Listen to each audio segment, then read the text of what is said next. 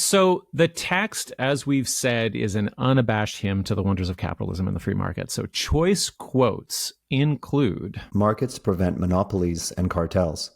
We believe markets lift people out of poverty. In fact, markets are by far the most effective way to lift vast numbers of people out of poverty, and always have been. Even in totalitarian regimes, an incremental lifting of the repressive boot off the throat of the people and their ability to produce and trade leads to rapidly rising incomes and standards of living. Lift the boot a little more, even better. Take the boot off entirely, who knows how rich everyone can get. So he lives in the most expensive zip code in the country. Yeah. It's utter bullshit because the free market of our healthcare system has helped directly create the opioid and fentanyl crisis. So the idea that it prevents monopolies and cartels is just completely short-sighted and makes absolutely no sense. You're not taking a long enough view, Derek. It's just innovation, and the curve will correct itself over time. The glaring thing here is that he's comparing regulatory measures aimed at preventing human exploitation and environmental destruction to the boot of an authoritarian. And if you take the boot of regulation off, the truth is robber barons are then free to rape and pillage, as we just said, as the example you just gave illustrated, Derek. And he's also saying, even under authoritarianism, if you have enough of a free market system, it's better for everyone all around. I mean, He goes on. We believe a market sets wages as a function of the marginal productivity of the worker.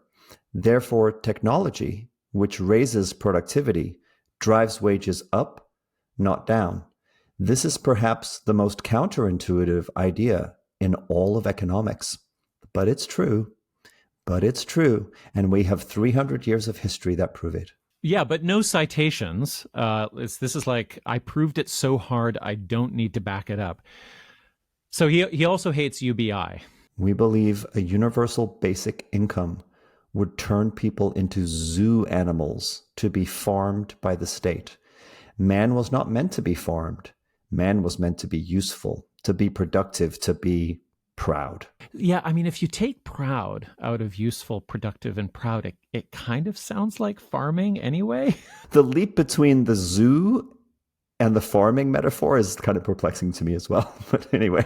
Yeah, I mean, we're going to get to the specifically religious claims later, but also man was meant to be, really sounds like, a divine will statement. And it's pretty clear what the God here is like, that he wants you to work. He probably doesn't like disabled people. Man was meant to be fodder and food for lions and bears, and we just figured some things out to avoid that. So that's where our destiny lies. But dudes like this loathe free money. We'll get into that in a moment. Yeah, I mean, on first reading, this really turned my stomach because it has this blend of paranoid anti-state conspiracism, right? It's like an Alex Jones level kind of image, as well as disdain for the poor.